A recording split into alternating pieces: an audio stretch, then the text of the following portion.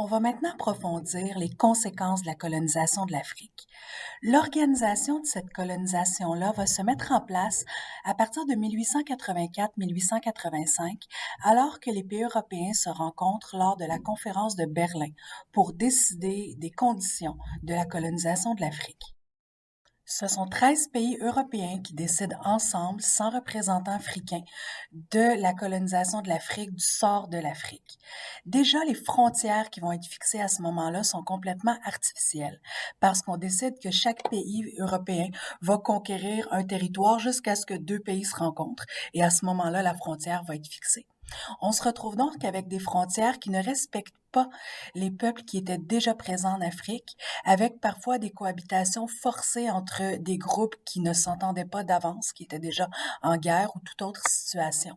Donc, des frontières qui ne respectent pas les frontières déjà présentes. En s'installant sur le territoire, les Européens prennent des terres qui ne leur appartiennent pas. Donc, la dépossession du territoire est aussi une conséquence de la colonisation européenne. Au niveau des conséquences économiques, les populations africaines vont servir de main-d'œuvre à faible coût pour les exploitations européennes, que ce soit les exploitations agricoles ou minières. On s'entend, les Africains n'ont pas vraiment le choix. En leur prenant leurs terres, les Européens leur ont enlevé leur mode de subsistance. Donc, s'ils veulent se nourrir, s'ils veulent gagner leur vie, ils n'ont pas le choix de travailler pour les Européens qui maintenant contrôlent le territoire. En plus, dans certaines colonies comme celle du Congo, c'est vraiment un système de travail forcé qui se met en place. En plus de la domination économique, il y a aussi une domination culturelle. L'éducation va se faire dans les langues européennes, en français, en anglais, en allemand. Les gens qui peuvent être formés vont l'être pour des métiers dont les colonisateurs ont besoin. Donc, ils ne peuvent pas nécessairement suivre les études de leur choix.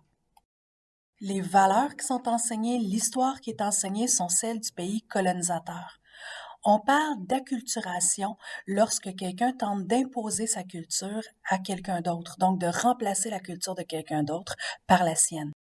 Les populations africaines vont aussi être discriminées. Ils sont moins bien traités que les populations d'origine européenne qui s'installent sur le territoire. Ils n'ont pas accès aux mêmes écoles, ils n'ont pas accès aux mêmes emplois, parfois ne peuvent pas non plus acheter de terre alors que c'était auparavant les leurs. Face à ces différentes situations, les populations des colonies vont réagir de différentes manières. Certaines personnes vont décider de collaborer avec l'occupant, avec le pays européen, parce que ça leur permet eux-mêmes d'avoir une meilleure situation, d'en retirer certains privilèges. Dans plusieurs colonies, il va aussi y avoir des soulèvements, des révoltes, mais malheureusement, il va falloir attendre plusieurs dizaines d'années avant que la situation change vraiment. On voit aussi le développement d'un sentiment nationaliste dans plusieurs colonies, c'est-à-dire l'attachement à son pays et à sa culture.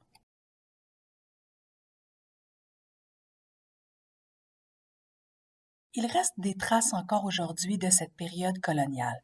Même si les pays africains se sont progressivement décolonisés au courant du 20e siècle, la plupart entretiennent encore des liens économiques et culturels avec leurs anciennes métropoles.